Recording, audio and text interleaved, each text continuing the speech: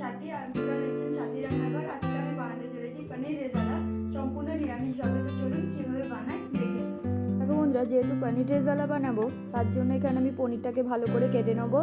দেখো আমি লম্বা লম্বা করে ভালো করে একটু মোটা মোটা করে কাটছি। এবার এটাকে চৌকো চৌকো করে কেটে নেবো। দেখো ঠিক এরকম করেই কাটবে, নাহলে কিন্তু দেখতে ভালো লাগবে না পনির রেজালা। দেখো এখানে আমার সব কটা পনির কাটা হয়ে গেছে। তার মধ্যে একটা মিক্সি নিয়ে নিয়েছি, তার মধ্যে দিয়ে দিলাম কিছু পরিমাণ কাজু আর 4 চামচ মতন পোস্ত দিয়ে এটাকে শুকনোভাবে একটু বেটে নিতে হবে মিক্সিতে। তারপর দেখো এটা শুকনো করে বাটা হয়ে গেলে এতে আমি 3টে কাঁচা লঙ্কা দিয়ে দেবো। তার মধ্যে দিয়ে দেবো অল্প পরিমাণ জল, দিয়ে এটাকে খুব ভালো করে মিহি পেস্ট করতে হবে। দেখো এখানে আমার ভালো করে ওটা বাটা হয়ে গেছে। তারপর একটা গ্যাসে ফ্রাই প্যান বসিয়ে দিয়েছি, তার মধ্যে দিয়ে দিলাম 1 চামচ মতন বাটার আর 1 চামচ মতন সাদা তেল দিয়ে এটাকে খুব ভালো করে গরম করে নেব। তার মধ্যে গরম হয়ে গেলে এতে আগে থেকে কেটে রাখা পনিরগুলো হালকাভাবে ভেজে নেবো, আর এতে কোনো নুন হলুদ দেবে না।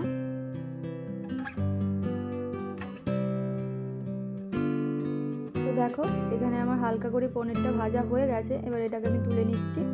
তুলে এটা উষ্ণ গরম জলে ভিজিয়ে রাখবে পনিরটাকে। তারপর ফ্রাই প্যানে 2 চামচ মতন বাটার দিয়ে আর 1 চামচ মতন সাদা তেল দিয়ে ভালো করে গরম হতে দেবো। ভালো করে গরম হয়ে গেলে গোটা গরম মশলা আর একটা গোটা শুকনো লঙ্কা দেব,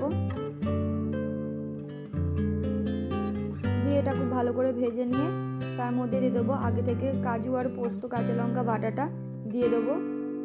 দিয়ে মশলাটা হালকা একটু ভেজে নেওয়ার পরে বাটি ধোয়া জলটাও দিয়ে দেবো।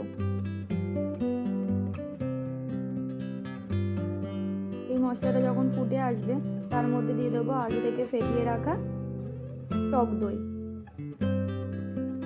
দিয়ে ভালো করে নেড়ে চেড়ে নিলাম।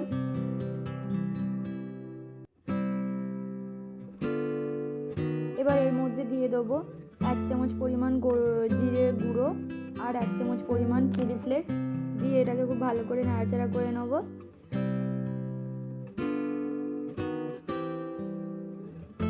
আর অবশ্যই বারবার নাড়বে, কারণ এতে কাজু পোস্ত দেওয়া রয়েছে, নিচে লেগে যাওয়ার সম্ভাবনা আছে। যতক্ষণ না মশলা থেকে তেল ছাড়বে ততক্ষণ কিচ্ছু দেবে না। তো দেখো এখানে আমার মশলাটা থেকে তেল ছেড়ে দিয়েছে। এবার আগে থেকে ভিজিয়ে রাখা পনিরগুলো আমি এতে দিয়ে দিলাম।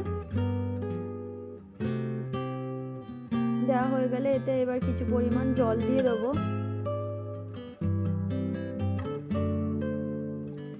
দেওয়ার পর এতে একটুখানি দিয়ে দেবো কাসুরি মেথি, দিয়ে এটাকে এবার ঢাকা চাপা দিয়ে রেখে দেবো কিছুক্ষণের জন্য হতে। দেখো এখানে আমার পনির রেজালা তৈরি হয়ে গেছে। এবার এটাকে আমি নামিয়ে নেব।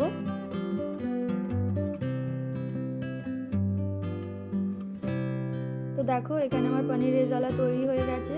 কতটা সুন্দর দেখতে হয়েছে, আর খেতেও কিন্তু খুব সুস্বাদু হয়েছিল। তো তোমাদের ভিডিওটা কেমন লাগলো অবশ্যই জানাবে কমেন্টে। আর এটা কিন্তু রুটি বা পরোটা, নান সবের সাথেই ভালো লাগবে। তো বন্ধুরা, ভিডিওটা যদি ভালো লেগে থাকে like comment share and subscribe করে দিও। আর ভিডিওটা এতক্ষণ দেখার জন্য ধন্যবাদ।